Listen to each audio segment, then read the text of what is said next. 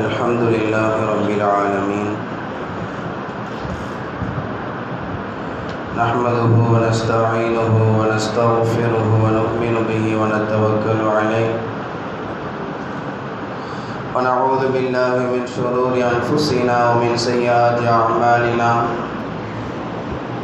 من يهده الله فلا مضل له ومن يضلل فلا هادي له ونشهد أن لا إله إلا الله وحده لا شريك له ونشهد أن سيدنا نبينا مولانا محمدا عبده ورسوله أما بعد فقد قال الله تعالى في القرآن العظيم والفرقان المجيد أعوذ بالله من الشيطان الرجيم بسم الله الرحمن الرحيم يا أيها الذين آمنوا أنفقوا من طيبات ما كسبتم ومما أخرجنا لكم من الأرض صدق الله العظيم. எல்லா புகழும் அல்லாஹு ஜல்ல ஷானுஹு தஆலா ஒருவனுக்கே உரித்தாகுக. நபிகள் பெருமான் முஹம்மது ரசூலுல்லாஹ் ஸல்லல்லாஹு அலைஹி வஸல்லம் அவர்களின் மீதும் அவர்களின் வழிவந்த சஹாபாக்கள், தாபிஈன்கள், தபா தாபிஈன்கள், ஷுஹதாக்கள், சாலிஹீன்கள், நல்லோர்கள், குறிப்பாக பரக்கத்தான இந்த இரவில் அல்லாஹுவின் இறை இல்லத்தில் ஒன்று கூடியிருக்கக்கூடிய நம்மீதும் நம்மை சார்ந்த நம்முடைய குடும்பத்தினர்கள் அனைவரின் மீதும் அல்லாஹுவின் அன்பும் அருளும் என்றென்றும் நிறைவாக உண்டாகட்டுமாக. ஆமீன்.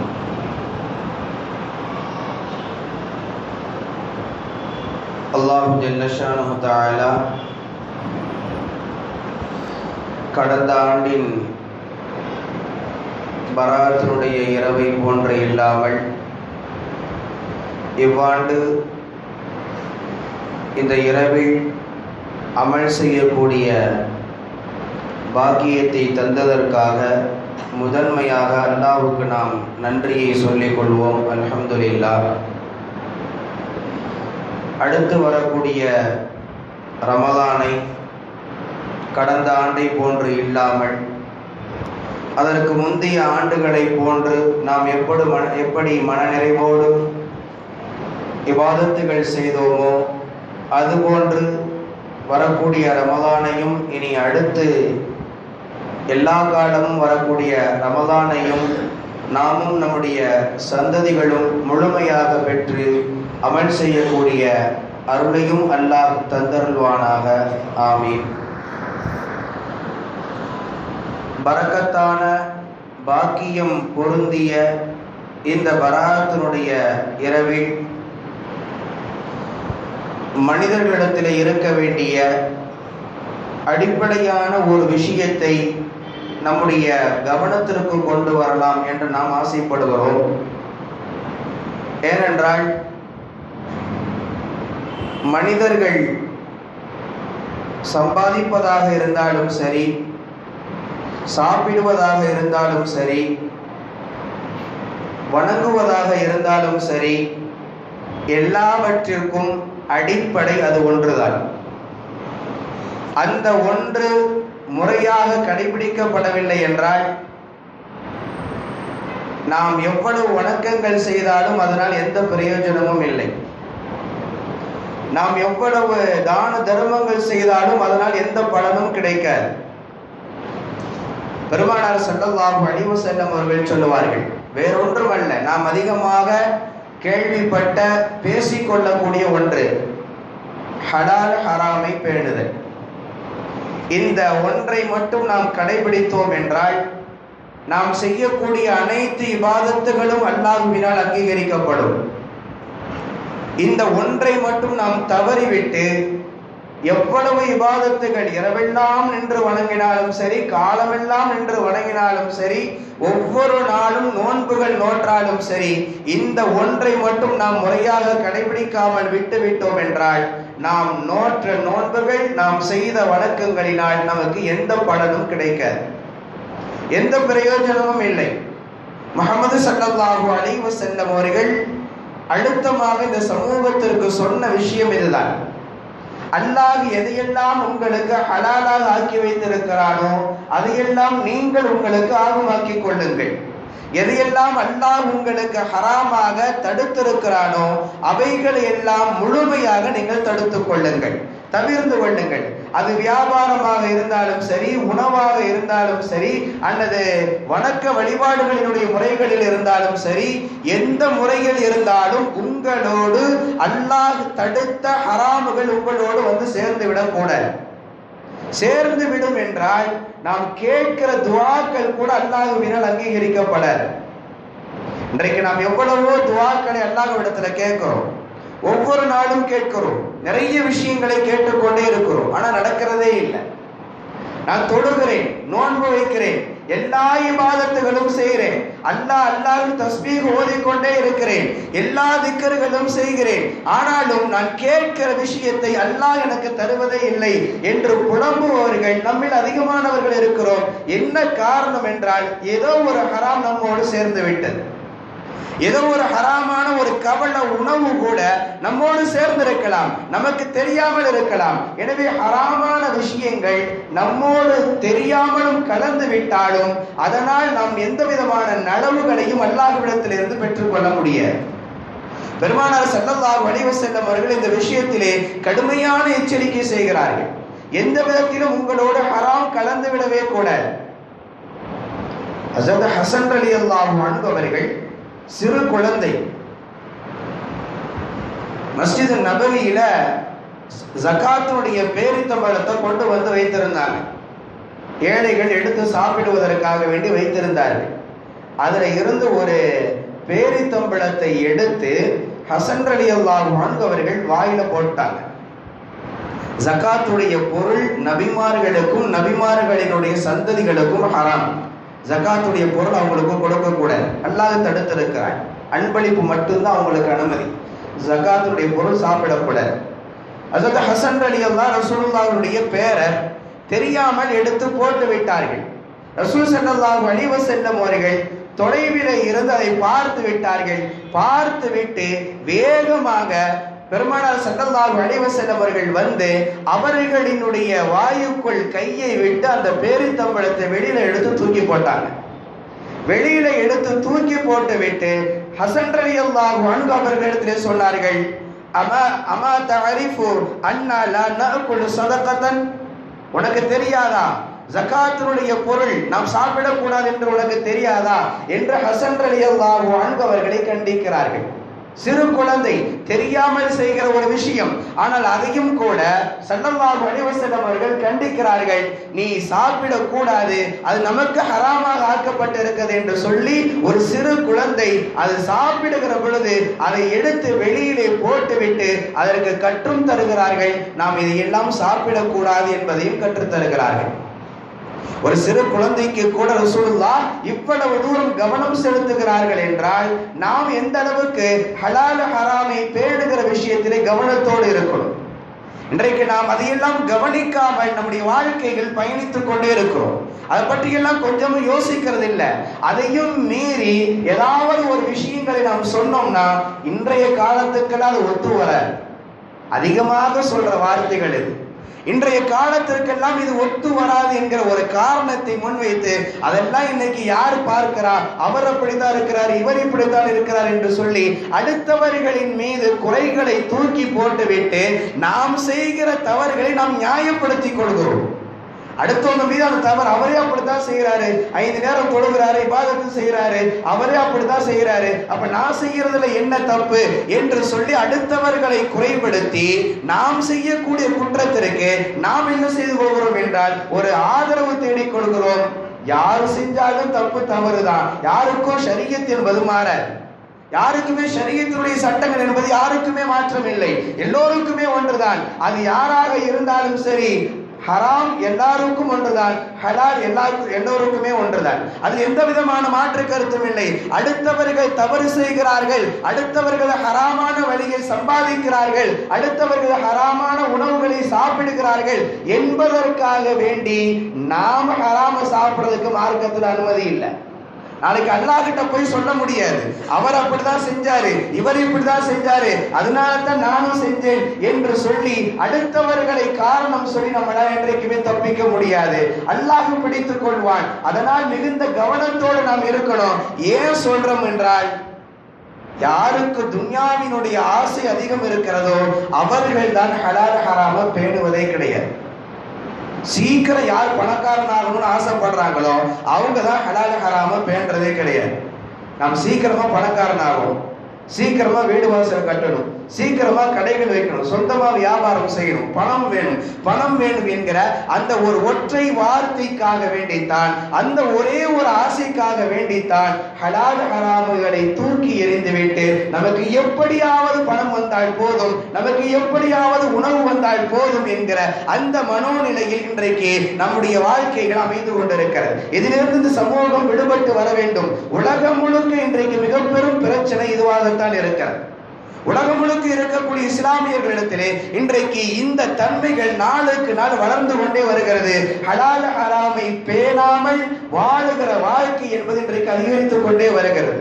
அதனால்தான் நாம் கேட்கக்கூடிய துஆக்கள் அல்லாஹ்விடத்தில் அங்கீகரிக்காமலே போய்விடுகிறது. எவ்வளவோ விஷயங்கள் கேட்கிறோம், ஏன் நடக்கிறது இல்லை? நம்முடைய வாழ்க்கையில் சரியில்லை. அல்லாஹ் சொல்லுகிறதின்படி நம்முடைய வாழ்க்கை இல்லை. அல்லாஹ் தடுத்திருப்பதை நாம் தவிர்த்து கொண்டோம் என்றால் நிச்சயமாக நாம் கேட்கிற விஷயங்களை அல்லாஹ் தந்திருப்பான். ஹஸரத் அபூபக்கர் சித்தீக் ரலியல்லாஹு அன்ஹு அவர்கள்ட்ட ஒரு ஊழியர் இருந்தார், ஒரு வேலைக்காரர்.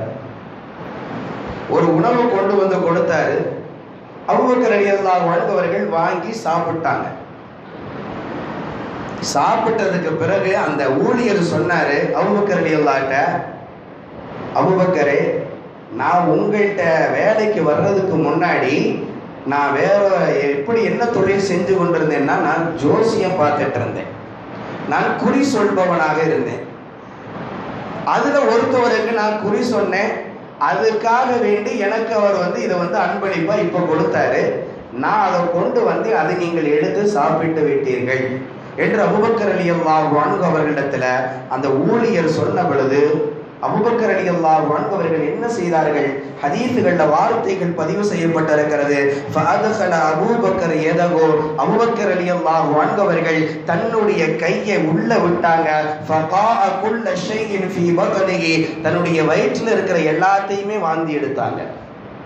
தன்னுடைய வாயுக்குள் விரலை விட்டு வாந்தி எல்லாவற்றையும் வாந்தி எடுத்தார்கள். ஹதீஸ்களில் வார்த்தைகள் பதிவு செய்யப்பட்டிருக்கிறது. நாம் புரிந்து கொள்ளணும், ஒரு அறியாமையில் நடந்த ஒரு நிகழ்வு தான், அவர்களுக்கு தெரியாமல் நடந்த ஒன்றுதான். ஊழியர் கொடுத்தாரு, சாப்பிட்டார்கள். ஆனால் என்ன, குறி சொன்னதின் மூலமாக வந்திருக்கக்கூடிய ஒரு உணவு தெரியாமல் நடந்த ஒன்றுதான். இப்பொழுது என்ன செய்கிறார்கள்? அதை வாயுக்குள் விரலை விட்டு வாந்தி எடுக்கிறார்கள் என்றால் எவ்வளவு தூரம் அவர்கள் தங்களுடைய வாழ்க்கையில பேணுதலோடு இருந்திருக்கிறார்கள். இதுவெல்லாம் ஏன் இன்றைக்கு சாத்தியமாகாதா? நிச்சயமாக முடியும். மனிதர்கள் தான் மாறி இருக்கிறார்களே தவிர காலங்கள் மாறல. காலம் என்பது அன்றைக்கு இருந்த அதே உலகம் தான் இன்றைக்கும் இருக்கிறது. அன்றைக்கு இருந்த அதே உலகம் தான் இன்றைக்கு இருக்கிறது. இன்றைக்கு மனிதர்களினுடைய நடைமுறைகள் மாறி போயிருக்கிறது. மனிதர்கள் தான் தங்களுடைய வாழ்க்கைக்காக வேண்டி தங்களை மாற்றிக் கொண்டிருக்கிறார்கள். வெகு சீக்கிரமாக முன்னேற வேண்டும், வெகு சீக்கிரமாக செல்ல வேண்டும் என்கிற நோக்கத்தில் பல்வேறு மாற்றங்களை மனிதர்கள் தான் ஏற்படுத்தி கொண்டிருக்கிறார்களே தவிர காலங்கள் மாறவில்லை.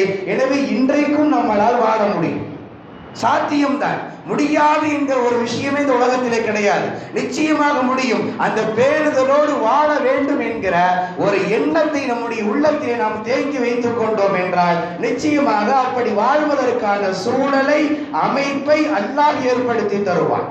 அதில் எந்த விதமான மாற்று கருத்தும் இல்லை. நமக்கு அந்த எண்ணம் இருக்கணும், நான் ஹலாலான முறையில் வாழுவேன், என்னுடைய சம்பாத்தியங்கள், சாப்பாடுகள் எல்லாவற்றிலும் நான் ஹலாலை பேணுவேன், ஹராம் என்னோடு சேர்ந்து விடக்கூடாது என்கிற அந்த எண்ணம் நம்முடைய உள்ளத்திலே வந்துவிட்டது என்றால் நிச்சயமாக அதற்கான சூழ்நிலைகளை அல்லாஹ் ஏற்படுத்தி தருவான்.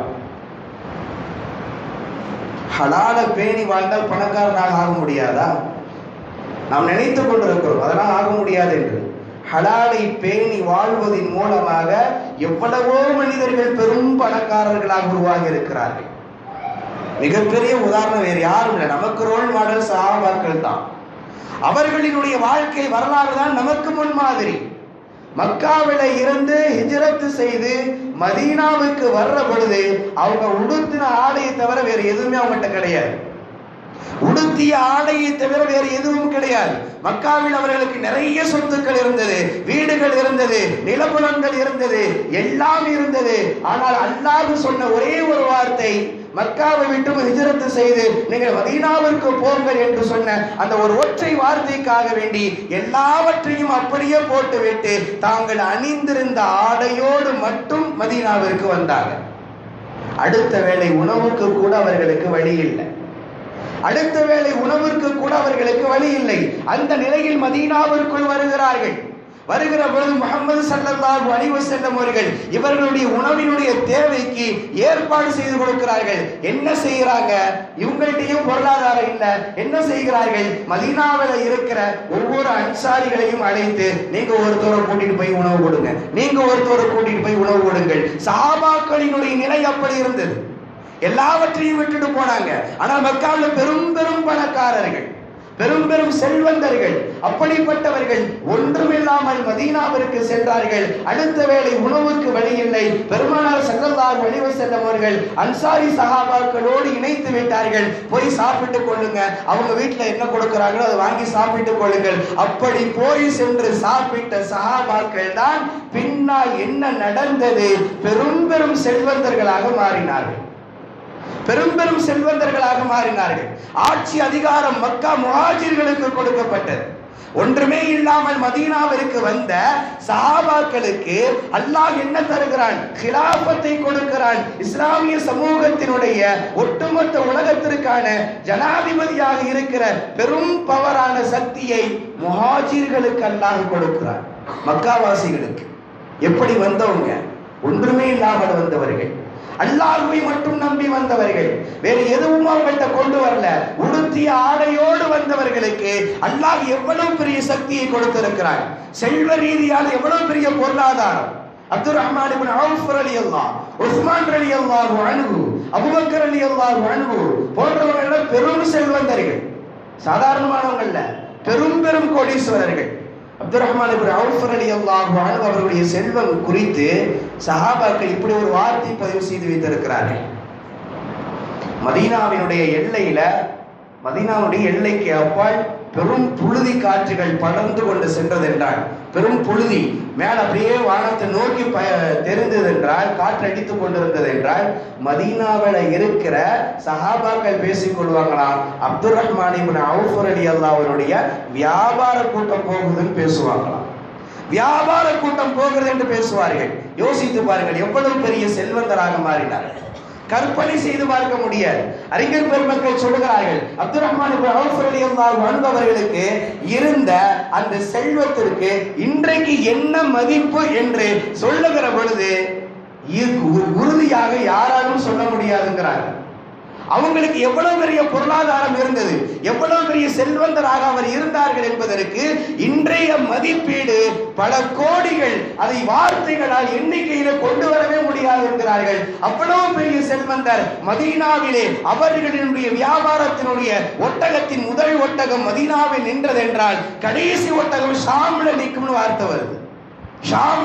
ஷாம் சிரியாவிலே நிற்கும் என்று வார்த்தை வருகிறது. அப்படி என்றால் எவ்வளவு பெரிய வியாபார கூட்டம். ஒன்றுமே இல்லாம மதீனாவுக்கு வந்தவங்க தான், பெரும் செல்வத்தோடு வந்தவங்க இல்ல. எனவே ஹலால்களை பேணி வாழ்ந்தோம் என்றால் நிச்சயமாக அல்லாஹ் நம்மை செல்வந்தனாக ஆக்க வேண்டும் என்று நினைத்து விட்டான் என்றால் கண்டிப்பாக நம்ம பணக்காரர்கள் தான். அதுல எந்த விதமான மாற்று கருத்தும் இல்லை. ஹராமுகளை சேர்த்து கொண்டு நான் செல்வந்தனாக ஆக வேண்டும் என்று நாம் நினைத்தோம் என்றால் என்ன நடக்கும் தெரியுமா? இந்த உலகத்துல நிம்மதியை நம்ம இழந்துருவோம். நிம்மதி இருக்காது. சம்பாதிக்கணும் காசு பணங்கள் சேகரிக்க வேண்டும் என்கிற எண்ணத்தில் மன உளைச்சல்கள் அதிகமாகும். மாத்திரைகளுக்கு நாம் அடிமைப்பட்டு போவோமே தவிர நிம்மதியான உறக்கம் கூட நமக்கு கிடைக்காது. ஆனால் ஹலாலான வழியில் சம்பாதித்து பாருங்கள். ஹலாலான வழியில் உணவுகளை சாப்பிடுவதன் மூலம் நிம்மதியான வாழ்க்கையை அல்லாஹ் நமக்கு இந்த உலகத்திலேயே கொடுப்பான். அது எந்த விதமான மாற்று கருத்தும் கிடையாது. சாதாரணமானவங்க தான் சஹாபாக்கள். எவ்வளவு பெரிய அதிகாரமிக்கவர்களாக அவர்களை அல்லாஹ் கொண்டு வந்து நிறுத்தினான். ஹஸரத் உமர் ஃபாரூக் ரலியல்லாஹு ஜனாதிபதியாக தேர்ந்தெடுத்து விட்டார்கள். மெம்பர்ல ஏறி நின்று முதல் உரை, ஜனாதிபதியாக ஆனதற்கு பிறகு முதல் பிரசங்க மக்கள்கிட்ட பேசுறாங்க. பேசும்போது தேம்பி தேம்பி அழுகிறார்கள். ஏன் தேம்பி தேம்பி அழுகிறீங்க? என்ன காரணம்? பெரிய ஒரு பொறுப்பு உங்களுக்கு கொடுக்கப்பட்டிருக்கு, நீங்கள் ஏன் தேம்பி அழுகிறீர்கள்? என்னுடைய தந்தை சொல்லுவார், உமர் ரலியல்லாஹு அன்ஹு அவர்கள் சொல்லுகிறார்கள், என்னுடைய தந்தை சொல்லுவார், 10 ஒட்டகம் ஒன்றைக்கு நம்பி கொடுத்தா, மேய்க்கிறதுக்கு கொடுத்தா 10ல 1 தொலைச்சிட்டு வந்துருவாங்களாமா உமர் ரலியல்லாஹு. ஒட்டகத்தை கூட அவர்களால் பாதுகாக்க முடியாது. அப்படிப்பட்ட நிலையில் இருந்த என்னை ரசூல் ஸல்லல்லாஹு அலைஹி வஸல்லம் அவர்கள் எப்படி பக்குவப்படுத்தி இருக்கிறார்கள்? இன்றைக்கு ஒட்டுமொத்த இஸ்லாமிய சாம்ராஜ்யத்திற்கே ஜனாதிபதியாக என்னை ஆக்கிவிட்டார்கள். அதை நினைத்து நான் அழுகிறேன் என்று ஹஸரத் உமர் ரலியல்லாஹு அன்ஹு அவர்கள் தேம்பி தேம்பி அழுகிறார்கள். நாம் யோசித்து பார்க்கணும், எவ்வளவு பெரிய ஒரு நிலையில் இருந்தவர்களை ரசூலுல்லாஹ் எப்படி மாற்றி காட்டினார்கள். அதற்கு அடிப்படை காரணம் அவர்களுடைய ஒழுக்கமான வாழ்க்கை, நியாயமான வாழ்க்கை, ஹலால்களை பேணி வாழுகிற அந்த வாழ்க்கை அவர்களை உயர்வு கொண்டு வந்து நிறுத்தியது. யாருமே பார்க்க முடியாத, யாருமே ஆச்சரியப்படத்தக்க, எல்லாரும் ஆச்சரியப்படத்தக்க மிகப்பெரிய இடத்திற்கு கொண்டு வந்து உமர் ரலியல்லாஹு அன்ஹு அவர்கள் கொண்டு வந்து நிறுத்தப்பட்டார்கள் என்றால் ஹலாலான வாழ்க்கை அவர்களுக்கு அவ்வளவு பெரிய உயர்வை தேடி தந்தது. அதனால் ஹலால் ஹராமை பேணி நாம் வாழுகிற பொழுது நம்மளால் அல்லாஹ் நம்மை பணக்காரனாக ஆக்க வேண்டும். நம்முடைய விதியில நம்ம பணக்காரன் என்று எழுதப்பட்டிருந்தால் நம்ம பணக்காரங்க தான். காசு பணம் எங்கிட்டாவது கொண்டு வந்து அல்லாஹ் சேர்த்து விடுவான். அது எந்த விதமான மாற்று கருத்தும் இல்லை. அதை கடந்து நாம் பணக்காரனாக ஆகணும் என்று சொல்லி ஹலால் ஹராமுகளை பேணாமல் நாம் நம்முடைய வாழ்க்கையை தேடிக்கொண்டோம் என்றால் அந்த வாழ்க்கையிலே நமக்கு நிம்மதி இல்லாத ஒரு சூழல்கள் ஏற்பட்டு போய்விடும். ஒரு காலத்தில் வாழ்ந்த ஒரு நிகழ்வை ரசூல் ஸல்லல்லாஹு அலைஹி வஸல்லம் அவர்கள் சஹாபாக்களிட்ட சொன்னார். எவ்வளவு ஹலாலை பேணி வாழ்ந்தார்கள் என்பதற்கான ஒரு உதாரணம். ஒரு மனிதர் இன்னொரு மனிதருக்கு ஒரு விவசாய நிலத்தை விற்பனை செஞ்சார். காலி இடம், அங்க எதுவுமே இல்லை, எந்த விவசாயமும் போடாத ஒரு காலி இடத்தை விற்பனை செஞ்சார். வாங்கினவர் விவசாயம் செய்வதற்காக வேண்டி அந்த இடத்தை உழுகிற பொழுது அதுல இருந்து ஒரு புதையல் கிடைத்தது. அதுல பார்த்தா தங்கம் நிறைய இருக்கு. தங்கம், அந்த புதையல், தங்க புதையல் அவங்களுக்கு கிடைக்கிறது. அதை நேரா எடுத்தவர் வாங்கினவர்கிட்ட நேரா போனார். யார்கிட்ட இடம் வாங்கினாரோ அவரிடம் சென்றார். சென்று சொன்னாரு, இது போன்று உங்களுடைய இடத்துல புதையல் கிடைத்தது, இது உங்களுக்கு சொந்தம், வைத்துக் கொள்ளுங்கள் என்றார். விற்றவர் என்ன சொன்னார்? நான் உங்களுக்கு எல்லாத்தையுமே சேர்த்து தான் வித்திருக்கேன், எல்லாத்தையும் சேர்த்து தான் விற்பனை செய்திருக்கிறேன். அதற்கு பிறகுதான் உங்களுக்கு புதையல் கிடைத்திருக்கிறது. எனவே அது உங்களுக்கு தான் சொந்தம், எனக்கு இல்லைன்ற. எனக்கு இல்லை என்ற, நான் வைக்கல, யார் வச்சாங்கன்னு எனக்கு தெரியாது. எனவே உங்களுக்கு நான் முழுமையாக இடத்தை விற்பனை செய்து விட்டேன். எனவே நீங்கள் உழுகிற பொழுதுதான் உங்களுக்கு கிடைத்திருக்கிறது. எனவே அது உங்களுக்கு தான் சொந்தம் என்றார். இருவர்களும் மாறி மாறி அந்த புதையல் யாருக்கு சொந்தம், நீங்க எடுத்துக்கோங்கன்னு சொல்ல, நீங்க எடுத்துக்கோங்கன்னு சொல்ல, இல்லை இது எனக்கு ஹலால் இல்லை, இது எனக்கு ஹலால் இல்லை என்று ஒருவருக்கு ஒருவர் மாறிக்கொண்டே பேசிக்கொண்டே இருக்கிறார்கள். அந்த நேரத்தில் ஒரு மார்க்க அறிஞர் இடத்திலே வருகிறார்கள். போய் அவங்கள்ட்ட போய் தீர்ப்பு கேட்போம், இதுக்கு இந்த பிரச்சனைக்கு என்ன தீர்வுன்னு சொல்லி கேட்போம் என்று சொல்லி அவரிடத்திலே வருகிறார்கள். அவர்களும் கேட்கிறாங்க, 2 தரப்பினுடைய வார்த்தைகளும் கேட்கிறாங்க. 2 பேரும் ஏற்றுக்கொள்வதாக இல்லை. ஒவ்வொருவரும் சொல்றாரு, நான் இடம் வாங்கினவர், நான் இடத்த மட்டும்தான் வாங்கினேன், அங்க இருக்கிற இந்த புதையல்லாம் நான் வாங்கல, எனவே அது எனக்கு ஹலால் இல்லை என்கிறார். இவர் என்ன சொல்றாரு, நான் இடத்தை சேர்த்து எல்லாம் வித்துட்டேன், அது வித்ததுக்கு பிறகு அவருக்கு அதுல இருந்து கிடைத்திருக்கிறது, எனவே எனக்கு அது ஹலாலாக ஆகாது என்று சொல்லி இவரும் ஒதுக்கி கொள்கிறார். அந்த மார்க்க அறிஞர் பார்த்தாரு, இதுக்கு ஏதாவது ஒரு தீர்ப்பு செய்யணும். என்ன தீர்ப்பு செய்யறது கேட்டார். உங்களுக்கு ஏதாவது உங்க 2 பேர்த்துக்கு என்னென்ன பிள்ளைங்க இருக்குன்னு கேட்டார். ஒருத்தவர் சொன்னார், எனக்கு ஆண் பிள்ளை இருக்குதுன்றார். இன்னொருத்தவர் கேட்டார், எனக்கு பொம்பளை பிள்ளை இருக்குது, பெண் குழந்தை இருக்குதுன்னு சொன்னார். உடனே அவங்களுடைய வயசு என்னன்னு கேட்டார். பருவத்துக்கு வந்துட்டாங்களான்னு கேட்டார். வந்துட்டாங்க. உடனே அந்த அறிஞர் பெருமகன் தீர்ப்பு கொடுத்தாங்க, உங்களுடைய பிள்ளைய இவருக்கு நீங்க கட்டி வச்சிருங்க, உங்களுடைய பிள்ளையை இவருக்கு நீங்கள் திருமணம் முடித்து கொடுத்து விடுங்கள். திருமணத்திற்கு உண்டான செலவை இந்த புதையல் எடுத்தீங்கல்ல, இதுல இருந்து செலவு செய்யுங்க. இதுல இருந்து செலவு செய்து விட்டு மீதம் இருக்கக்கூடிய அந்த பணத்தை, மீதம் இருக்கக்கூடிய அந்த தங்கத்தை அவங்களுக்கு நீங்க அன்பளிப்பாக கொடுத்து விடுங்கள் என்று தீர்ப்பு செய்தார். யோசித்து பாருங்கள், இது நாம் புரிந்து கொள்ள வேண்டிய ஒரு விஷயம். பெருமானார் ஸல்லல்லாஹு அலைஹி வஸல்லம் சொன்ன நிகழ்வு, கற்பனை செய்தி அல்ல. ரசூலுல்லாஹ் சஹாபாக்கிட்ட சொன்ன நிகழ்வு. முற்காலத்தில் எவ்வளவு தூரம் ஹலால் ஹராமை பேணி வாழ்ந்தார்கள் என்பதற்கு ரசூலுல்லாஹ் சொன்ன நிகழ்ச்சி இது.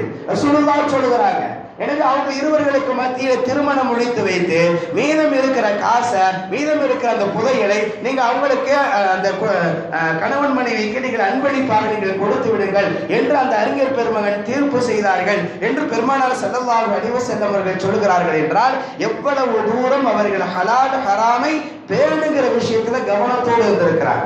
எப்படியும் நம்மள்ட்ட ஒரு ஹராம் சேர்ந்துடக்கூடாது. இன்றைக்கு நம்முடைய மனோநிலை எப்படி இருக்கு யோசித்து பாருங்க. இது அப்படியே நம்முடைய வாழ்க்கையில கற்பனைக்கு கொண்டு வந்தோம்னா நம்ம சொல்லவே மாட்டோம். எடுத்த பொருளை வாங்கினவர்கிட்ட போய் சொல்லவே மாட்டோம். அப்படியே நம்ம என்ன செஞ்சு வச்சுக்குவோம். அதையும் மீறி அவருக்கு ஏதாவது தெரிஞ்சிச்சுன்னா கடைசியில கோர்ட்டு தான், வழக்கு தான், ஒரே பிரச்சனை தான். எங்க போய் முடியும்னே சொல்ல முடியாது. இன்றைக்கு இருக்கக்கூடிய சூழ்நிலைகள், யதார்த்தம், மனிதர்களுடைய யதார்த்தங்கள் இன்றைக்கு இருக்கிறது. ஆனால் ஹலால் ஹராமை பேணி வாழ வேண்டும் என்று ஆசைப்பட்ட அந்த இரண்டு நல்லவர்கள் எப்படி நடந்து கொண்டார்கள் ரசூலுல்லாஹ் உதாரணப்படுத்தி சொன்னார்கள். அதனால் நம்முடைய வாழ்க்கையிலும் இந்த விஷயத்திலே மிகுந்த கவனத்தோடு இருக்க வேண்டும். ஹலால் ஹராமை பேணாமல் நாம் செய்யக்கூடிய எந்த இபாதத்துகளாலும் நாளை மறுமையிலே பெரிய நன்மைகளை பெறவே முடியாது, பெரிய நன்மைகளை எதிர்பார்க்கவே முடியாது. எதனால் நமக்கு அல்லாஹ்வினுடைய கோப பார்வை ஏற்படும் என்று நம்மளால் சொல்லவே முடியாது. எந்த ஒரு விஷயத்தினாலும் ஏற்படலாம்.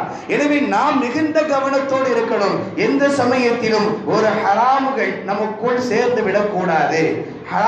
ஹலாலான முறையில் நானும் வாழ வேண்டும், என்னுடைய பிள்ளைகளும் சந்ததிகளும் வாழ வேண்டும் என்கிற அந்த உணர்வு நமக்கு இருக்க வேண்டும். ஒவ்வொரு நாளும் அல்லாஹ்விடத்தில் துஆ செய்து கொண்டே இருக்கணும். அபூ ஹனீஃபா ரஹ்மத்துல்லாஹி அலைஹி மிகப்பெரிய துணி வியாபாரி. அன்றைய காலத்திலேயே பெரிய பணக்காரங்க, சாதாரணமான ஆள் இல்லை, பெரும் பணக்காரர். ஜவுளி வியாபாரத்துல புகழ்பெற்றவங்க அபூ ஹனீஃபா ரஹ்மத்துல்லாஹ். அவங்களுடைய கடையில ஒரு துணியில ஒரு லேசா ஒரு ஓட்டை இருந்துச்சு. அந்த துணியை எடுத்து என்ன செஞ்சாங்க, ஊழியர்கிட்ட இந்த துணியை யார்ட்டையும் விற்பனை செஞ்சிடாத, இந்த துணியில ஒரு சின்ன ஓட்டை இருக்குது, அதனால நீ யார்ட்டையும் கொடுத்துடாதுன்னு சொல்லி ஒதுக்கி தனியா வச்சிருந்தாங்க. அபூ ஹனீஃபா ரஹ்மத்துல்லாஹ் வெளியில போன நேரத்துல ஊழியர் அதை மறந்துட்டு அந்த குறையுள்ள ஓட்டையுள்ள அந்த துணியை வந்த ஒரு வாடிக்கையாளர்கிட்ட விற்பனை செஞ்சிட்டார். அபூ ஹனீஃபா ரஹ்மத்துல்லாஹ் வந்தாங்க, வந்து பார்த்தாங்க. பார்த்த உடனே அந்த இடத்துல ஒரு துணியை நான் வச்சுட்டு போனேனே, குறையுள்ள ஒரு துணி, ஓட்டை இருந்த அந்த துணி எங்கன்னு கேட்டாங்க ஊழியர்கிட்ட. அவர் சொன்னார், இது மாதிரி நான் மறந்துட்டு நான் விற்பனை செஞ்சுட்டேன், மறந்துட்டு நான் விற்பனை செய்து விட்டு இப்பதான் ஒருத்தர் வாங்கிட்டு போறாரு. உடனே அபூ ஹனீஃபா ரஹ்மத்துல்லாஹ் அவர் கொடுத்த காசை கொடுங்க, அவர் எப்படி இருந்தாருன்னு அடையாளம் கேட்கிறாங்க. அவர் எப்படி இருந்தார் சொல்லுங்க, அடையாளத்தை சொல்கிறார்கள். காசை வாங்கிட்டு வேகமாக செல்கிறார்கள். எந்த வழியில போனாங்கன்னு கேட்டு அந்த வழியின் பக்கமே செல்கிறார்கள். சென்றால் ஒரு இடத்துல அந்த மனிதரை பார்த்து விட்டார்கள். பார்த்துட்டு அபூ ஹனீஃபா ரஹ்மத்துல்லாஹ் கேட்டாங்க, என் கடையில துணி வாங்கினீங்களான்னு. என் கடையில துணி வாங்கினேன். ஆமா வாங்கிட்டு வந்தேன். எங்க அந்த துணி? இந்த இருக்குது. அபூ ஹனீஃபா ரஹ்மத்துல்லாஹ் சொன்னாங்க, இந்த பிடிங்க காசு, அந்த துணியை கொடுங்க, அந்த துணியில குறை இருக்குது, ஒரு ஓட்டை இருக்குது. அப்போ வாங்கினவர் கேட்டாரு, நான் பார்க்கலையே, நான் பார்த்து நல்லா தானே இருந்துச்சு, எந்த குறையுமே நான் பார்க்கலையேன்னா. இல்லை, அந்த துணியில குறை இருக்குது, அதனால தான் நான் தனியாக எடுத்து வச்சிருந்தேன், தெரியாம என்னுடைய ஊழியர் விற்பனை செய்து விட்டார் என்று சொன்ன பொழுது வாங்கின அந்த வாடிக்கையாளர் சொன்னாரு, நீங்க கொடுத்த அந்த அவர் காசை வாங்கி அந்த காசை தூக்கி ஆத்துல தூக்கி போட்டார். ஏங்க காசு தூக்கி போட்டீங்க? வாடிக்கையாளர் சொன்னாரு, நான் உங்களை ஏமாத்தணுங்கிறக்காண்டி தான் நான் கடைக்கே வந்தேன்.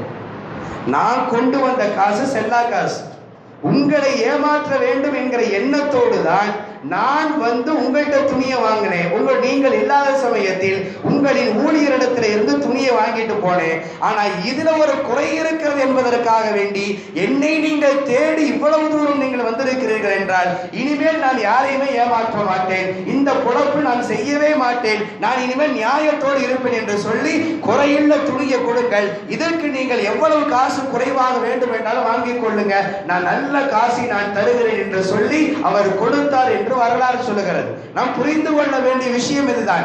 எவ்வளவு தூரம் பேணுதலை கடைபிடித்திருக்கிறார்கள். பெரும் பெரும் செல்வந்தர்கள் தான். ஆனாலும் கூட ஒரு சின்ன ஒரு துணியில இருக்கக்கூடிய ஒரு ஓட்டையை ஊழியர் மறைத்ததற்காக வேண்டி அவரை தேடி சென்று அவரிடத்திலே பொருளை கொடுத்து விட்டு வாங்க வேண்டும் என்கிற எண்ணத்தோடு அபூ ஹனீஃபா ரஹ்மத்துல்லாஹி அலைஹி அவர்கள் நடந்து கொண்டார்கள் என்றால் நாம் புரிந்து கொள்ளணும், இவங்கெல்லாம் சாதாரணமான மனிதர்கள் அல்ல, பெரும் பெரும் பணக்காரர்கள். இவ்வளவு ஒரு பேணுதலோடு வியாபாரம் செய்தவர்கள் தான் பெரும் பணக்காரர்களாக ஆயிருக்கிறார்கள், பெரும் பணக்காரர்களாக ஆகியிருக்கிறார்கள். ஆனால் இன்றைக்கு நம்முடைய வார்த்தை சொற்கள் எப்படி இருக்கிறது? நியாயமாக செஞ்சோம்னா இன்னைக்கு முன்னேறவே முடியாது சொல்ற வார்த்தைகள். நியாயமாக இருந்தோம்னா இன்னைக்கு என்ன செய்ய முடியாது, முன்னேறவே முடியாது என்கிற வார்த்தைகள் எல்லாம் இன்றைக்கு சாதாரணமாக நாம் பயன்படுத்தி கொண்டிருக்கிறோம். நாம் புரிந்து கொள்ள வேண்டும், நியாயமான முறையில் வாழுவது, நியாயமான முறையில் சம்பாதிப்பது, நியாயமான முறையில் நம்முடைய உணவுகளை தேடிக்கொள்வது என்பது அல்லாஹ்விற்கு பிடிக்கும். அந்த ஒரு காரணத்திற்காக வேண்டி அல்லாஹ் நம்மை பெரும் பணக்காரனாகவே ஆக்குவோம். அதில் எந்த விதமான சந்தேகம் இல்லை. சரியான முறையில் நாம் இருந்தோம் என்றால் நம்மை தேடி வருகிற நேரத்தில் நமக்கான ரிஸ்க் தேடி வரும், நமக்கான உணவுகள் நம்மை தேடி வரும். அது எந்த விதமான மாற்று கருத்தும் கிடையாது. அறிஞர் பெருமக்கள் சொல்லுவார்கள், ஒரு மனிதன் இரண்டு விஷயங்களுக்காக வேண்டித்தான் பயணிக்கிறான். ஒரு இடத்தை விட்டு இன்னொரு இடத்துக்கு போறானா ரெண்டு விஷயம் தான். ஒன்னு அவனுடைய ரிஸ்க்கு கொண்டு போகும், இன்னொன்னு அவனுடைய மௌத்துக்காண்டி போவான். இங்க இருந்து வேறொரு ஊருக்கு போறானா ஒண்ணு அவனுக்கு அங்க அல்ல ரிஸ்க் நாடி இருப்பான், அந்த இடத்துல அவன் போய் அங்க போய் ரிஸ்க், அவனுக்கான உணவு அல்லது அவனுக்கான வியாபாரம், அவனுக்கான வருமானம் அங்க இருக்கும், அதனால இடம் மாறுவான். இரண்டாவது அவனுக்கு மௌத்துக்காக வேண்டி இடம் மாறுவான். இந்த இரண்டை தவிர வேறு எதற்காக வேண்டியும் ஒரு மனிதனின் இடமாற்றங்கள் இருக்காது என்கிறார்கள் அறிஞர் பெருமக்கள். அதனால் நாம் ஹலால்களை பேணி வாழணும். ஒன்றும் இல்லை, மிக முக்கியமான ஒரு ஆச்சரியமான ஒரு விஷயம் என்ன தெரியுமா? இன்னைக்கு நம்ம காபத்துல்லாஹ்வை பார்க்கிறோம். இப்ராஹிம் அலைஹிஸ்ஸலாம் அவர்கள் கட்டிய அந்த காபாவுடைய மாடல் இது இல்லை. இன்னைக்கு நம்ம பார்க்கிற அந்த அமைப்பு இல்லை. இப்ப நம்மளுக்கு பார்க்கிற இந்த அமைப்பு வந்து பெருமானார் ஸல்லல்லாஹு அலைஹி வஸல்லம் அவருடைய காலத்துல மக்கா முஷ்ரிக்குகள் கட்டிய அமைப்பு. மாடலை சொல்றேன், அமைப்பை சொல்றேன். அமைப்பு வந்து மக்கா முஷ்ரிக்குகள் கட்டிய ஒரு அமைப்பு. இப்ராஹிம் அலைஹிஸ்ஸலாம் அவர்கள் கட்டிய காபா எப்படி இருந்தது என்றால், இன்றைக்கு நம்ம ஹத்தீம்னு ஒரு இடம் பார்க்கிறோம் இல்லையா, காபத்துல்லா அந்த வளைய மாதிரி அடையாளம் போட்டிருக்கிறார்களே, அதுவும் காபாவுக்கும் சேர்ந்த ஒரு இடம். அதனால்தான் தவாஃப் செய்யறவங்க எல்லாம் அதுக்குள்ளேயும் போக மாட்டாங்க, அதுக்கு சுற்றி அதையும் சேர்த்து என்ன செய்வாங்க, தவாஃப் செய்வாங்க. அந்த முறையில தான் இன்னைக்கு இருக்குது. அந்த இடமும் காபாவுக்கும் உள்ளே சேர்ந்த இடம், அதையும் சேர்த்து தான் இப்ராஹிம் அலைஹிஸ்ஸலாம் காபாவை கட்டினாங்க. ரெண்டு வாசல் இருந்துச்சு, ஒரு வாசல் வழியா உள்ள போய் மறு வாசல் வழியா வெளியில வர்றது. இப்ராஹிம் அலைஹிஸ்ஸலாம் அவர்கள் கட்டிய காபத்துல்லா அப்படி இருந்தது. முஷ்ரிக்குகள் காலத்துல அந்த காபத்துல்லா சிதிலம் அடைந்த பொழுது, அது ரொம்ப பழுதடைந்து விழக்கூடிய ஒரு நிலைக்கு வந்த பொழுது மக்கா முஷ்ரிக்குகள் ஒரு ஆலோசனை செஞ்சாங்க. ரசூலுல்லாஹ் இன்னும் நபியாக அனுப்பப்படாத காலம், ரசூலுல்லாஹ் இன்னும் நபியாக அனுப்பப்படாத ஒரு காலம், ரசூலுல்லாஹ்விற்கு 30 இருந்து 35க்கு இடைப்பட்ட காலம் வயசு. 40 வயசு இருந்தா ரசூலுல்லாஹ்வுக்கு நுபுவத்துக்கு அல்லாஹ் கொடுக்கிறான். எனவே அந்த இடைப்பட்ட காலத்துல மக்கா முஷ்ரிக்குகள் ஆலோசனை செய்யறாங்க, காபத்துல்லா ரொம்ப பழுதடைந்து விட்டது, அதை நம்ம இடிச்சிட்டு புதுசா கட்டுவோம் என்று ஆலோசனை செய்யறாங்க. சரி என்று எல்லோரும் ஒத்துக்கொண்டாங்க. இதற்கான பொருளாதாரத்தை இப்ப திரட்டணும், பொருளாதாரம் வேணும். என்ன செய்யலாம்? பொருளாதாரத்தை தேடுவோம், அறிவிப்பு செய்வோம், பொருளாதாரத்தை கொண்டு வந்து கொடுக்கட்டும், மக்கள் கொடுக்கிறவங்க கொடுக்கட்டும். ஆனால் அதுல ஆச்சரியமான விஷயம் என்ன தெரியுமா? நிபந்தனை விதித்தார்கள். ஹராமான பணங்கள் இதுல சேரக்கூடாது நிபந்தனை விதித்தார்கள். வார்த்தைகள் வருகிறது, ஹராமான பணங்கள். யார் சொல்றது? முஷ்ரிக்குகள், முஸ்லிம்கள் கட்டல. இறையை வைப்பவருடைய நிலையில் இருக்கக்கூடிய மக்கா முஷ்ரிக்குகள் பெருமானார் ஸல்லல்லாஹு அலைஹி வஸல்லம் அவர்கள் இன்னும் நபியாக அனுப்பப்படாத காலம். அந்த காலத்துல கட்டுவதற்காக வேண்டி முயற்சிக்கிற முஷ்ரிக்கீன்கள் என்ன சொல்லுகிறார்கள் என்றால், என்ன நிபந்தனை விதிக்கிறார்கள் என்றால், ஹராமான பணத்தை வாங்கக்கூடாது என்கிறார்கள். இதுல எதுவும் சேரக்கூடாது, வட்டியினுடைய பணம் சேரக்கூடாது, கொள்ளையடிக்கப்பட்ட பணங்கள் சேரக்கூடாது, விபச்சாரத்தின் மூலம் சம்பாதித்த பணங்கள் சேரக்கூடாது. இதுவெல்லாம் அவர்கள் விதித்த நிபந்தனைகள். இது எல்லாம் இல்லாமல் தூய்மையான வியாபாரத்தின் மூலம் கிடைத்த பணங்கள் மட்டும்தான் வரணும் என்று சொல்லி அவங்க முடிவு செய்து பணங்கள் சேகரிக்கிறாங்க. சேகரித்ததற்கு பிறகு பார்த்தால் ஹஜ்ரத் இப்ராஹிம் அலைஹிஸ்ஸலாம் அவர்கள் கட்டிய அளவுக்குண்டான அளவிற்கு மொத்தமாக ஹதீமையும் சேர்த்து கட்டுவதற்கான பணம் அவங்கள்ட்ட இல்லை. பணம் சேரல, பொருளாதாரம் குறைவாக இருக்கிறது. என்ன செய்யறாங்க? உடனே டக்குன்னு ஹராமான பணத்தெல்லாம் சேர்த்து கட்டுவோங்கிற மனோநிலைக்கு வரல. ஆச்சரியமான விஷயங்கள் இதுதான். படிக்கும் போது நமக்கு ஆச்சரியமாக இருக்கிறது. ஒரு முஷ்ரிக்கீன்களுடைய உள்ளத்திலும் அல்லாஹ் இப்படி போட்ட ஒரு எண்ணத்தை போட்டிருக்கிறார். என்ன முடிவுக்கு வர்றாங்க? இருக்கிற பணத்தை வச்சு எவ்வளவு தூரம் காபாவை கட்ட முடியுமோ அவ்வளவு தூரம் மட்டும் கட்டுவோம். மீதம் இருக்கக்கூடிய அந்த இடத்தை நாம் அடையாளப்படுத்தி விடுவோம். வளையம் போட்டு அடையாளப்படுத்தி விடுவோம். அதை சேர்த்து கட்ட வேண்டாம். அதே மாதிரி ஒரே ஒரு வாசல் மட்டும் கட்டிக்கொள்வோம். ரெண்டெல்லாம் வேண்டாம், ஒரே ஒரு வாசல் மட்டும் வைத்து கட்டிக்கொள்வோம் என்று சொல்லி மக்கா முஷ்ரிக்கீன்கள் காபத்துல்லாஹ்வை கட்டினார்கள். அதற்கு பிறகு நுபுவத்து கிடைத்தது. பெருமானார் ஸல்லல்லாஹு அலைஹி வஸல்லம் அவர்கள் சில சமயத்தில் இப்படி ஒரு வார்த்தையும் சொன்னாங்க, என்னுடைய மனம் நாடுகிறது காபத்துல்லாஹ்வை இடித்துவிட்டு இப்ராஹிம் அலைஹிஸ்ஸலாம் அவர்கள் கட்டியதை போன்று காபாவை கட்ட வேண்டும், ஹதீமை உள்ள சேர்த்து 2 வாசல்கள் வைத்து காபாவை கட்ட வேண்டும் என்று சொல்லி என் மனம் நாடுகிறது என்று ரசூல் ஸல்லல்லாஹு அலைஹி வஸல்லம் அவர்கள் சொல்லவும் செய்திருக்கிறார்கள். ஆனால் கட்டல, விட்டுட்டாங்க. கலீஃபாக்கள் யாருமே கட்டல, அப்படியே விட்டு விட்டார்கள். அதற்கு பிறகு வந்த அரசர்கள் ஒரு 4-5 தடவைகள் மாறி மாறி கட்டினாங்க. அது கொஞ்சம் அரசியல் மோதல்களும் உருவானது. இன்றைக்கு நம்ம ஊர் அரசியல் நடக்கிற மாதிரி தான். முன்னாடி ஒருத்தவர் இருக்கு, முதல்வராக இருந்தவர், அடுத்து யாராவது முதல்வர் வந்தாருன்னா அவர் போட்ட சட்டத்தில் இவங்க மாத்துறாங்க இல்லையா? அது மாதிரி என்ன செய்தார்கள் என்றால், அடுத்தடுத்து வந்தவர்கள் பெரும் செல்வங்கள் சமூகத்தில் கூடியதற்கு பிறகு, முஸ்லிம் சமூகத்தில் பெரும் செல்வம் எல்லாம் கிடைத்ததற்கு பிறகு என்ன செய்யறாங்கன்னா, ஒருவர் என்ன செய்யறாரு, ரசூலுல்லாஹ் ஆசைப்பட்ட மாதிரி இப்ராஹிம் அலைஹிஸ்ஸலாம் அவங்க கட்டின காபா மாதிரி நம்ம கட்டுவோம்னு சொல்லி அவர் கட்டுறாரு. அடுத்து வந்த ஆட்சியாளர் என்ன செய்யறாரு, இவர் மீது உள்ள முன் விரோதத்தால் அவர் கட்டின காபால இருக்கக்கூடாதுன்னு சொல்லி இடித்து விட்டு முஷ்ரிக்குகள் கட்டின மாதிரி காபாவை கட்டுறாரு. இப்படியே மாறி மாறி மாறி வந்துட்டே இருந்தது. ஹஜ்ஜாஜ் இப்னு யூசுஃபினுடைய காலம் வந்தது. அந்த காலத்திலேயும் ஹஜ்ஜாஜ் இப்னு யூசுப் என்ன செஞ்சாரு, முன்னால் உள்ளவங்க இப்ராஹிம் அலைஹிஸ்ஸலாம் மாதிரி கட்டி இருந்தாங்க, அதை இடித்து விட்டு ஹஜ்ஜாஜ் இப்னு யூசுப் முஷ்ரிக்குகள் கட்டியதை போன்று காபத்துல்லாஹ்வை கட்டினார். அடுத்து வந்தாங்க மன்னர் ஹாரூன் ரஷீத் பாதுஷா மன்னரா வந்தாங்க. அவங்களுக்கும் இந்த ஆசை வந்துச்சு. என்ன ஆசை? ரசூலுல்லாஹ் விரும்பினது மாதிரி காபாவை கட்டணும் அப்படின்னு ஒரு ஆசை வந்துச்சு. நேராக போய் அறிஞர் பெருமக்கள்கிட்ட கேட்கலாம். அன்னைக்கு மாலிக் ரஹ்மத்துல்லாஹி அலைஹி அவங்க இருந்தாங்க. அவங்கள்ட்ட போய் கேட்டாங்க. மாலிக் ரஹ்மத்துல்லாஹி அலைஹி அவங்க கோபப்பட்டு ஒரு வார்த்தை சொன்னாங்க, அரசர்களினுடைய விளையாட்டாக காபத்துல்லாவை நீங்கள் ஆக்கி விடாதீர்கள் என்றார்கள். அரசர்களுடைய விளையாட்டாக நீங்க காபாவை மாத்திராதீங்க. மாறி மாறி ஆட்சி மாறுறப்பெல்லாம் அடுத்தடுத்து மன்னர் வரும்போதெல்லாம் காபா இடித்து கட்டப்பட்டுட்டே இருக்குது. எனவே இப்படிப்பட்ட ஒரு மனோநிலையில் உங்களுடைய விளையாட்டாக நீங்கள் காபாவை நீங்கள் ஆக்கி விடாதீர்கள் என்று மாலிக் ரஹ்மத்துல்லாஹி அலைஹி அவர்கள் சொன்னார்கள். அதற்கு பிறகு மன்னர் ஹாரூன் ரஷீத் அவர்கள் அப்படியே விட்டு விட்டார்கள். அந்த காபாவை இன்று வரை தொடர்ந்து நிலைத்துக் கொண்டிருக்கிறது. அந்த காபா தான் ஹஜ்ஜாஜ் இப்னு யூசுப் கட்டிய காபத்துல்லாஹ் தான் இன்று வரை தொடர்ந்து நிலைத்துக் கொண்டிருக்கிறது. இதில் நமக்கு ஆச்சரியமான ஒன்று என்னவென்றால், முஷ்ரிக்குகள் எந்த அமைப்பில் கட்டினார்களோ ஹலாலை பேணி ஹராமான வருமானங்கள் எதுவும் சேர்ந்து விடக்கூடாது என்று நினைத்து எப்படி எந்த அமைப்பிலே கட்டினார்களோ அந்த அமைப்பையே நிலை பெறக்கூடியதாக அல்லாஹ் ஆக்கிவிட்டார். அல்லாஹ் நாடி இருந்தால் இப்ராஹிம் அலைஹிஸ்ஸலாம் கட்டின மாதிரி அந்த காபா அந்த அமைப்பு அப்படியே இருந்திருக்கும், அந்த அமைப்பு. ஆனால் அந்த அமைப்பு இல்லாமல் முஷ்ரிக்குகள் அவருடைய கட்டின அந்த அமைப்பு இன்று வரை நிலைபெற்றுக் கொண்டிருக்கிறது என்றால் நாம் யோசித்து பார்க்கணும், அல்லாஹ் எவ்வளவு தூரம் முஷ்ரிக்கீன்களுடைய உள்ளத்திலும் கூட தனக்கான ஒரு இல்லத்தை ஏற்படுத்த வேண்டும் என்று வருகிற பொழுது ஹலாலினுடைய சிந்தனையை அல்லாஹ் போட்டிருக்கிறான். அப்படி என்றால் முஸ்லிம்களாக இருக்கக்கூடிய நாம் எவ்வளவு தூரம் அதில் கவனத்தோடு இருக்கணும். எந்த விதத்திலும் நம்மோடு, நம்முடைய வாழ்க்கையோடு, நம்முடைய சந்ததிகளோடு ஹராமுகள் சேர்ந்து விடாமல் பாதுகாத்துக் கொள்ள வேண்டும். அது நமக்கு மிக மிக முக்கியமான ஒன்று என்பதை நாம் விளங்கிக் கொள்ளணும்.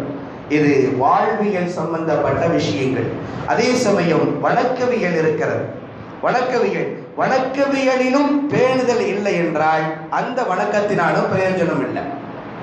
நாம் எப்படி நம்முடைய வாழ்க்கையினுடைய நடைமுறைகள், வாழ்க்கைக்கு தேவையான வியாபாரங்கள், தொழில்துறைகள் அனைத்திலும் நாம் எப்படி ஹலால் ஹராமை பேணுகிறோமோ, பேணுதலை கடைபிடிக்கிறோமோ, அதே போன்று இபாதத்துகளினுடைய விஷயத்திலேயும் நாம் பேணுதலை கடைபிடிக்கணும். இன்றைக்கு நம்முடைய மனோநிலை, நம்முடைய சூழ்நிலைகள் எப்படி இருக்கிறது என்றால், நம்மில் சிலர்கள் வார தொழுகையாளிகளாக இருக்கிறோம்.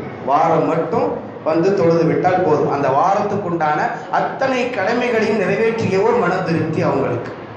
வேறு சிலர்கள் எப்படி இருக்கிறாங்கன்னா, வருஷத்துக்கு 2 நாள் 2 பெருநாட்களுக்கு வந்து அட்டன் பண்ணிடுறாங்க தொழுகையை. 2 பெருநாளுடைய தொழுகைக்கு மட்டும் வந்து விடுகிறார்கள். வந்து விட்டால் அவர்களுக்கு அந்த ஆண்டு முழுவதுமே தொழுத ஒரு திருப்தியே அவர்களுக்கு கிடைத்து விடுகிறது. நாம் யோசித்து பார்க்கணும். ஒவ்வொரு நேரமும் 5 நேர தொழுகையை அல்லாஹ் நமக்கு கடமையாக ஆக்கி இருக்கிறான். அப்படி ஆக்கி இருந்தும் பேணுதல் இல்லாததினால் நாம் ஒவ்வொரு நாளும் தொழுகையை விட்டு கொண்டே இருக்கோம். தொழுகையினுடைய விஷயத்திலே மிகுந்த கவனக்குறைவாக நாம் இருக்கிறோம். பெருமானார் ஸல்லல்லாஹு அலைஹி வஸல்லம் அவர்கள் வலியுறுத்தி சொன்ன மிக முக்கியமான அமல்கள் தொழுகை. ரசூல் ஸல்லல்லாஹு அலைஹி வஸல்லம் அவர்கள் தங்களுடைய சக்கராத்தினுடைய நிலையிலும் கூட சொன்ன வார்த்தை, தொழுகையை கடைபிடித்துக் கொள்ளுங்கள், தொழுகையை கடைபிடித்துக் கொள்ளுங்கள் என்று இந்த சமூகத்திற்கு சொன்னார்கள் ஸல்லல்லாஹு அலைஹி வஸல்லம். இரண்டாம் கலீஃபா ஹஜ்ரத் உமர் ரலியல்லாஹு அன்ஹு அவர்கள் ஏதாவது ஒரு நாடு வெற்றி கொள்ளப்பட்டு விட்டது என்றால் அந்த நாட்டிற்கு கவர்னராக ஒருவரை நியமிக்க வேண்டும். அப்படி நியமிக்கிற பொழுது அவரின் முதல் தகுதியாக எதை பார்ப்பார்கள் என்றால், இவர் தொழுகையில எப்படி இருக்கிறார்னு பார்ப்பாங்க. தொழுகையில் இவர் பேணுதலாக இருக்கக்கூடிய மனிதரா என்று பார்த்துதான் ஹஜ்ரத் உமர் ரலியல்லாஹு அன்ஹு அவர்கள் ஒரு நாட்டிற்கான கவர்னரையே நியமிப்பார்கள் என்றால் நாம் யோசித்து பார்க்கணும், எவ்வளவு தூரம் தொழுகையினுடைய விஷயத்திலே மிகுந்த கவனத்தோடு நாம் இருக்கும். ஆனால் இன்றைக்கு கவனமில்லாமல் இருக்கக்கூடிய விஷயங்களில் முதன்மையாக இருக்கக்கூடியது தொழுகைதான். கந்தக்கினுடைய போர் நடக்கிறது. கடுமையான வெயில் காலம், கோடை காலத்தினுடைய போர், எதிரிகளை சந்திக்கிறாங்க. கடுமையான போர்க்காலம். அதனால் என்ன நிலை ஏற்பட்டது என்றால், அசரனுடைய தொழுகை தொழக்கூடிய நிலை, தொழுவதற்குண்டான சூழ்நிலைகள் கிடைக்கல. அசரனுடைய தொழுகை ரசூல் ஸல்லல்லாஹு அலைஹி வஸல்லம் அவர்களும் சஹாபாக்களும் தொழ முடியவில்லை. ஹஜ்ரத் அலி ரலியல்லாஹு அன்ஹு அவர்கள் சொல்கிறார்கள், அசரனுடைய தொழுகையை ரசூல் ஸல்லல்லாஹு அலைஹி வஸல்லம் அவர்களும் நாங்களும் எப்பொழுது தொழுதோம் என்றால் மக்ரிபுக்கும் இஷாவுக்கும் இடைப்பட்ட நேரத்தில் தொழுதோம். அதாவது மக்ரிபு தொழுது விட்டு தான் எங்களால் அசரே தொழுக முடிந்தது என்கிறார்கள் ஹஜ்ரத் அலி ரலியல்லாஹு அன்ஹு அவர்கள். அப்படி ஒரு கடுமையான சூழ்நிலை, கடுமையான போர். அப்படிப்பட்ட சூழ்நிலையில் ரசூலுல்லாஹ் எங்களுக்கு தொழுகை வைத்துவிட்டு அவர்கள் சொன்ன ஒரு வார்த்தை என்னவென்றால், மலஉல்லாஹி ஃபீ குபூரிஹிம். ரசூல் ஸல்லல்லாஹு அலைஹி வஸல்லம் அவர்கள் பத்வா செய்கிறார்கள், எங்களை அசரனுடைய தொழுகை தொழ வைத்து விட்ட இப்படி ஒரு கலாவாக ஆக்கி நேரங்கள் கொடுக்காமல் எங்களை தொழ வைத்து விட்ட அந்த கூட்டத்தார்களுடைய மன்னரையும் அவருடைய வயிற்றையும் அல்லாஹ் நெருப்பால் ஆக்குவானாக என்று ரசூலுல்லாஹ் பத்வாவை செய்கிறாங்க, சபிக்கிறாங்க. நாம் யோசித்து பாருங்கள், ஒரே ஒரு அசரனுடைய தொழுகை கலாவாக ஆனதற்காக வேண்டி ரசூலுல்லாஹ் கடுமையான வார்த்தைகளை பயன்படுத்துறாங்க. தொழுகையை விடல, கலாவாக ஆகிவிட்டது. மக்ரிபுக்கு பிறகு தொழ வேண்டிய சூழ்நிலைகள் வந்து விட்டது. எனவே அந்த ஒரு வார்த்தைக்காக வேண்டி பெருமானார் ஸல்லல்லாஹு அலைஹி வஸல்லம் அவர்கள் இவ்வளவு ஒரு கடுமையான வார்த்தையை பயன்படுத்துகிறார்கள் என்றால், நாம் தொழுகையினுடைய விஷயத்திலே விட்டுவிட்டாலே கூட அது பற்றி நமக்கு எந்த விதமான சிந்தனைகளும் எந்த விதமான கவலையும் நமக்கு இல்லை, நமக்கு ஏற்படுறது இல்லை. திருக்குர்ஆனில் அல்லாஹ் ஒரு செய்தியை சொல்றான். சுலைமான் அலைஹிஸ்ஸலாம் அவர்களை பற்றி ஒரு செய்தி. தொழுகை என்பது ஆதி காலத்துல இருந்து இருக்கு. உம்மத்தி முஹம்மதியாவுக்கு மட்டும் இல்லை, ஹஸரத் ஆதம் அலைஹிஸ்ஸலாம் காலத்துல இருந்து தொழுகை இருக்கு, நோன்பு இருக்கு, சில முக்கியமான சில இபாதத்துகள் இருக்கு. அதுல தொழுகையும் இருக்கு. ஹஸரத் சுலைமான் அலைஹிஸ்ஸலாம் மாலை நேரத்துல அவங்களுக்காக வேண்டி அவங்க தங்களுடைய படைப்பட்டாளங்களை எல்லாம், தங்களுக்கு இருக்கக்கூடிய படைப்பட்டாளங்களை எல்லாம் பார்த்துட்டு வர்றாங்க. அப்படி பார்த்துட்டு வரும்போது குதிரைகளை பார்க்கிறார்கள். நிறைய குதிரைகள் அவங்களுக்கு முன்னாடி காட்டுறாங்க. அதெல்லாம் பார்த்து தன்னுடைய படைப்பட்டாளம் எவ்வளவு இருக்கிறது என்பதை ஆச்சரியத்தோடு அவர்கள் சந்தோஷத்தோடு பார்த்துட்டு வர்றாங்க.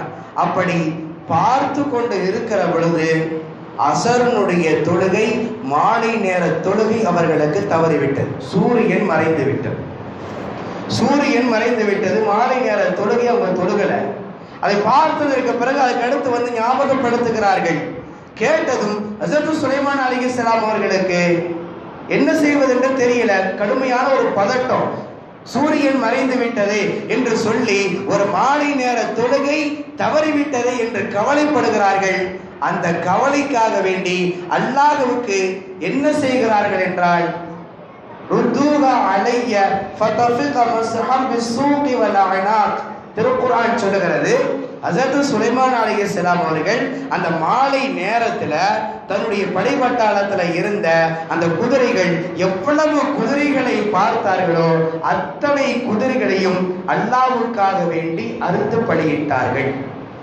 திருக்குர்ஆன் சொல்லுகிறது, அல்லாஹ்வுக்காக வேண்டி ஒரே ஒரு தொழுகை தவறி போனது. அந்த ஒரு தொழுகைக்காக வேண்டி ஹஸரத் சுலைமான் அலைஹிஸ்ஸலாம் அவர்கள் என்ன செய்கிறார்கள் என்றால், பார்த்த அத்தனை குதிரைகளையும் அல்லாஹ்வுக்காக வேண்டி அறுத்து பலியிட்டார்கள். அறிஞர் பெருமக்கள் தஃப்சீர் இப்னு கஸீர் என்கிற கிதாபில இதற்கான விளக்கம் சொல்லுகிற பொழுது, சுலைமான் அலைஹிஸ்ஸலாம் அவர்கள் எத்தனை குதிரைகளை அறுத்து பலியிட்டார்கள் என்று அவர்கள் விளக்கம் சொல்லுகிற பொழுது 20,000 குதிரைகள் என்கிறார்கள். 20,000 குதிரைகளை அல்லாஹ்வுக்காக வேண்டி குர்பானி கொடுக்கிறாங்க, அறுத்து பலியிடுகிறார்கள். எதற்காக வேண்டி? ஒரே ஒரு தொழுகை, மாலை நேர தொழுகை தவறியதற்கு. திருக்குர்ஆனில் அல்லாஹ் பதிவு செய்து வைத்திருக்கக்கூடிய ஒரு நிகழ்ச்சி. நாம் யோசித்து பாருங்கள், எவ்வளவு தூரம் இன்றைக்கு நாம் தொழுகையினுடைய விஷயத்தில் பேணுதலாக இருக்கிறோம் என்று. நம்மளால் எவ்வளவு கவனக்குறைவாக இருக்க முடியுமோ அவ்வளவு கவனக்குறைவாக இன்றைக்கு தொழுகையுடைய விஷயத்தில் இருக்கிறோம். காரணம், சம்பாதிக்கணும், காசு பணங்கள் சேகரிக்கணும். இந்த ஒரு நோக்கத்துக்கு தான் தொழுகையும் தவறு. எல்லாத்துக்குமே அடிப்படை நோக்கம் அது ஒன்றுதான்.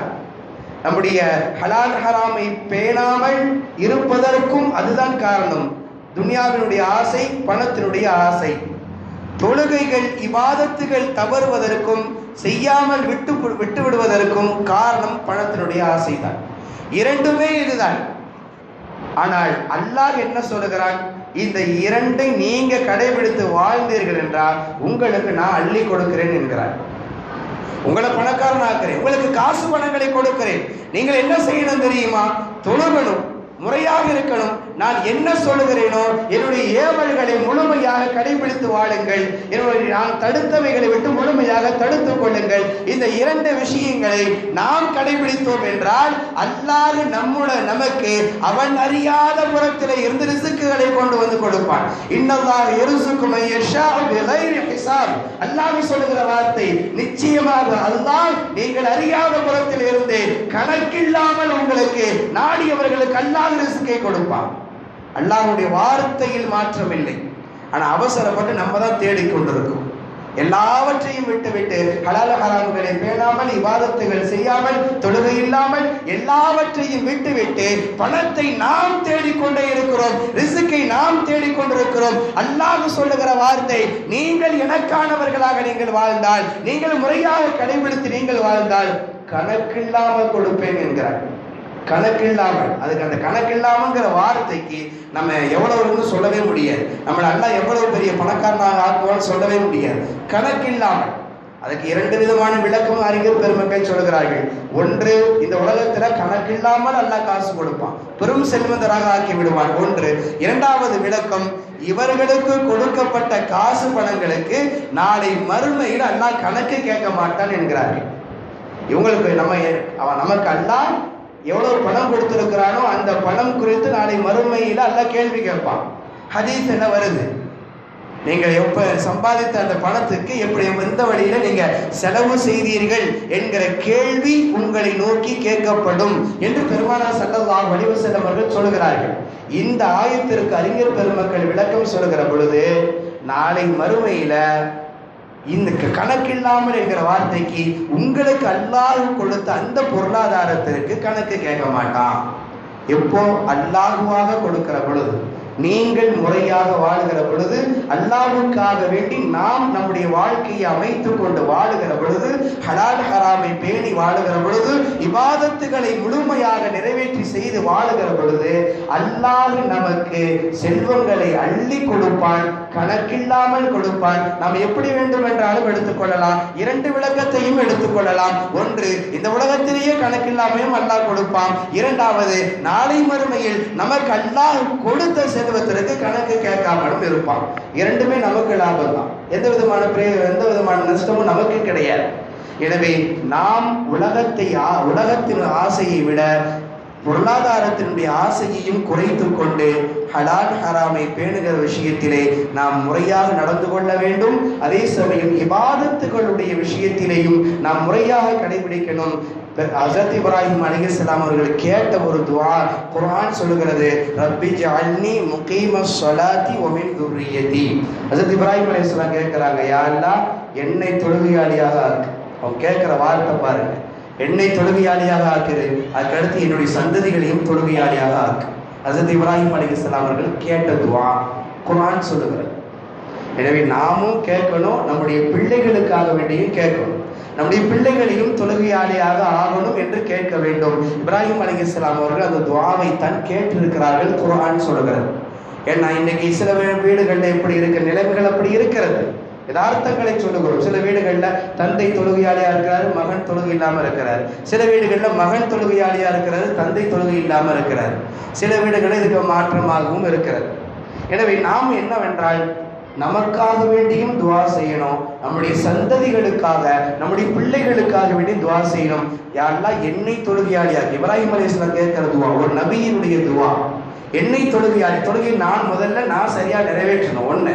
ரெண்டாவது, என்னுடைய பிள்ளைகளும் தொழுகணும், அவங்களும் தொழுகையாளிகளாக ஆகணும் என்று ஹஜ்ரத் இப்ராஹிம் அலைஹிஸ்ஸலாம் அவர்கள் கேட்கிறார்கள். அதனால் நாம் இந்த விஷயங்களை எல்லாம் கவனத்தில் கொண்டு நம்முடைய வாழ்வியலின் விஷயத்திலும் நம்முடைய வணக்கவியல் விஷயத்திலும் இரண்டிலும் முறையாக ஹலால்களை பேணி வாழக்கூடிய நிலையில் நம்முடைய உள்ளம் தயாரான நிலைக்கு வர வேண்டும். அப்படி வந்துவிட்டது என்றால் நிச்சயமாக அந்த வழியில் வாழ்வதற்குண்டான அத்தனை சூழ்நிலைகளையும் வாய்ப்புகளையும் அல்லாஹ் ஏற்படுத்தி கொடுப்பான். அதில் எந்த விதமான சந்தேகமும் இல்லை.